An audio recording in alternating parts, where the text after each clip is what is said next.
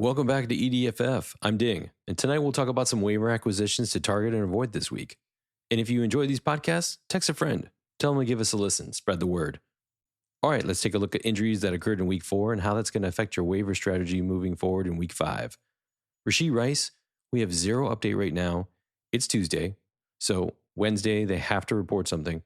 This smells like Casey's trying to hide it as long as possible. I'm thinking worst case scenario that Rice is out for the season. We'll see. I could be wrong.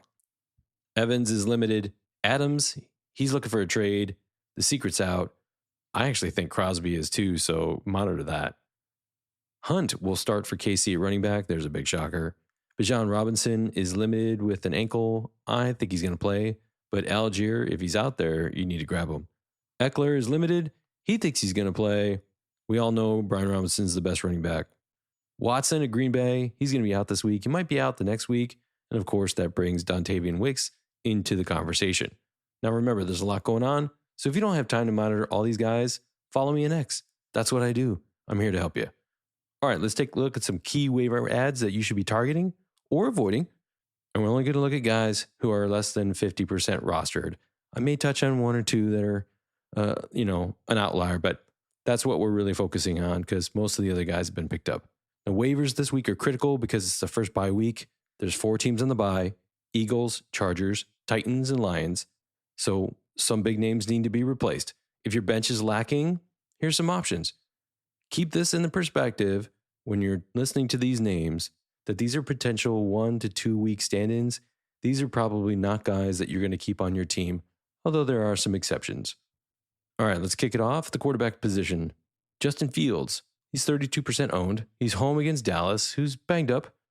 I'm expecting he's going to put up about 220 yards, a touchdown, and a pick, probably like 35 yards, and a touchdown on the ground, something like that. Recent history had him throwing for 151 yards and 2 touchdowns and 60 yards on the ground and a touchdown. Obviously, previous team, but he has that potential, so I have him as a possible pickup this week. Number 2 I'm looking at is Bo Nix. I'm not a big Knicks fan, but he's home to Vegas. If Crosby doesn't play, if Adams is out, you can expect short field opportunities for him. He's been looking decent. Yeah, the Jets were a tough out last week, but I would expect somewhere around like 240 yards, 2 touchdowns, and probably a pick, maybe 30 on the ground, maybe a touchdown. Maybe he only throws for 1 touchdown, but I think 2 touchdowns is a reasonable ask for this guy. Number 3, I'm going to get a lot of hate mail on this. Daniel Jones, 8% owned. He's at Seattle. You saw the shootout potential against Detroit. Now, the last time he played Seattle, he was terrible. I don't even want to go over the numbers on that. It was really awful. But he's got neighbors now. This still has shootout potential. I give him the benefit of the doubt. I'm thinking 252 and then 1 interception. So I think he has a chance. He's got a chance. Just hear me out, man. Don't throw spears. All right, and then I'll give you a 4th one. Watson, 22% owned. He's at Washington. He's going to have to keep pace. I mean, Daniels is just going to crush them. I think he's going to give us about 220 with 2 touchdowns, an interception, another 40 on the ground. Previous history against Washington, he went 169 yards passing and 3 touchdowns. So it's definitely within the realm of possibility. All right, at the running back position, waivers you can consider. Now, this is really weird. Nick Chubb, he's 78% owned, but he's on my league, and we have a 14-team league. Get him on your roster. They just activated him from the 21-day pup. The guy is a workout machine.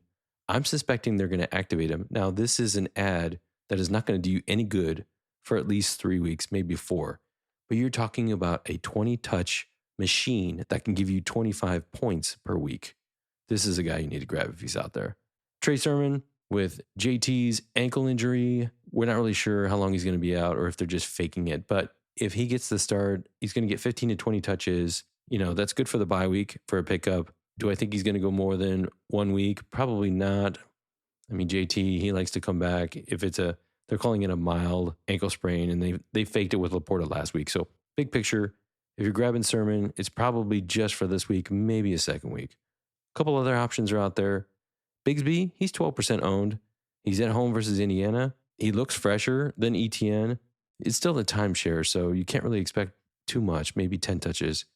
And then the other one that's out there, Rashawn Johnson, he's at home versus Carolina. He's 27% owned. Now, he doesn't really get enough touches to warrant picking him up. DJ Swift, I mean, he showed that if they feed him the ball, he can be successful based on the matchup. So I think, Johnson is probably someone that you need to avoid this week at running back. Now, wide receiver, here's all the big talk, is Dontavian Wicks. Here's what I'm going to tell you about Dontavian Wicks. He's 15% rostered. They're going away to Los Angeles. Now, he had 13 targets this last weekend, which is insane. Christian Watson's out. We know this. What does that mean for the rest of the team? Jalen Reed is the best wide receiver on the team. He should be getting all of the touches, but for some odd reason, 13 targets went to Wicks. Now, 13 targets, I mean, when you see a guy get 13 targets, you have to pick him up. You got to spend some fab money. You got to make this guy your number one. I can't tell you that he's going to have the same week. I mean, I think it's all based on game script. I mean, if Green Bay starts running the ball and they get out in front, they're not necessarily going to throw as much. And I still think Reed is the number one guy. So don't be surprised if Wicks doesn't perform for you this week, or even Sermon. And those are the two top guys that are being talked about for the injuries. If I have to choose between those top two guys, I'm going all in with Wicks, and I'll just let Sermon go because I'm probably only going to get 2 weeks out of Sermon. So I know that's a surprise. A lot of people are thinking Sermon is the guy to go after because of the opportunity. It's a great opportunity, but I think getting a piece of the Green Bay offense with Love back, grabbing Wicks, that's the way you want to go. So I would prioritize that ad. The second wide receiver I take a look at is Legette. Now, we talked about this last week. Legette is the guy versus Mingo. He picked up all of the Thielen targets and then some. He got 10 targets, and I think he's going to get the same. They're going away at Chicago. He's out there. He's only 15% owned. Go grab him. He's a really good player moving forward. He could be somebody that you could start every week, and you don't have to worry about the bye week. So that's pretty awesome. The third wide receiver to take a look at is Atwell. They're home versus Green Bay. He's only 8% owned, so he's probably out there. He's really only averaging 4 targets a game, but he's making big plays. He's getting 80 yards a game. That's pretty good. I mean, if you caught 4 balls for 82, 12.2 in a PPR league, that's pretty awesome for a bye week replacement. So you want to look at this guy. He had 7 targets last year in the same game, and that was with Kupp in the game. So Atwell has the capability of getting a nice amount of targets. And then the last wide receiver, I know everyone's talking about what they're going to do with KC. Rice is gone. Watson's out there. He's 0% owned. And this is versus New Orleans. They're going to be at home. But I don't think he gets the bump here. I think it's all about the tight ends. I think they're going to run the ball more with Hunt. I think Worthy gets maybe 2 more targets. But Mahomes isn't throwing the ball very much. I think Taylor Swift broke up with Kelsey, so he's angry. So they're probably going to feed him. He'll probably get 2 touchdowns. I don't really think Watson gets any love here. Maybe 2, 3 targets at the most. He's really touchdown dependent. I don't even see him as a bye week replacement, so I would avoid him. In the tight end category, my number one target would be Kraft. Green Bay's going up against LA. He had 9 targets. It was against an easy matchup. I think his fumble makes me kind of hesitate a little bit too much, but any tight end that's giving me 9 targets, I really need to go after. Second tight end is Cade Otton out of Tampa. They're at Atlanta. It's a good matchup. He had 9 targets last week, which is really strong. Last time he played against him, he had 5 targets, and the previous one before that, he had 6 targets. So he's probably going to get at least 5 to 6 targets in this game. He's probably touchdown dependent, but there's just not much out there. The third one to take a look at is Ertz. He's 30% owned. He's at home versus Cleveland. It's not really great, but he's probably going to get 4 to 5 targets. And then last is Strange at Jacksonville, home versus Indianapolis. He's really the only tight end in Jacksonville. He's kind of a touchdown dependent kind of guy. You're expecting maybe 2 to 3 targets. Not much here. So you're scraping the bottom of the barrel when you go to that one. And then finally, at defense, 3 options for you. My first option is Atlanta against Tampa Bay. Only 5% owned. They're playing at home, which is good. They're playing some pretty strong defense. Their special teams are getting interceptions, touchdowns. They're really scoring on defense, which is fantastic. It's a divisional matchup, which is always tough. And Tampa is going away. So I think that's a pretty decent option for a 1 week. Second one to look at is Washington against Cleveland. I think Deshaun Watson makes a lot of mistakes. He gets sacked a lot. You could expect 6 sacks, maybe an interception, maybe a fumble recovery.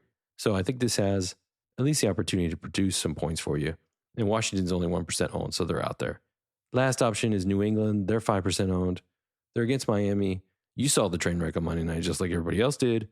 I'm not really excited about grabbing New England, but If Huntley plays as poorly as he did, I think you could get a couple of sacks, a couple of turnovers, maybe even a special teams touchdown. So, but again, it's a bye week, so temper your expectations. All right, that'll do it for the week 5 waiver wire look. Now, week 6 is coming up as well. There's 4 teams on a bye: Chiefs, Rams, Dolphins, and Vikings. So if you can get a guy who can give you 2 weeks worth of bye week replacements, even better. Do me a favor and monitor the injury update this week before you put your waivers in. Check my X feed for updates to help you plan. Remember, Wednesday is the big injury update, so that there's a lot of good stuff that comes out on Wednesdays. So check my X feed for up-to-date information. I hope you won your matchups for week 4. If you didn't, that's okay. These bye weeks really expose some teams and make them weaker, so this is your chance to pull off a couple wins and even score if you're down. Now, remember to look 2 weeks ahead as we enter the bye weeks to deconflict issues for your team early, especially if you need to stream defenses and kickers, where most teams only hold one in that category. Now, before we sign off, as always, I want to say thank you to all the men and women in uniform who protect the freedoms we hold dear. Thank you for your service and sacrifice. And lastly, thanks for listening. If you enjoyed this episode, be sure to subscribe and follow us on X, YouTube, Apple, Spotify, or wherever you get your podcasts so you can stay up to date on our latest content. And until then, remember, established dominance isn't just a catchphrase, it's a commitment. Are you ready?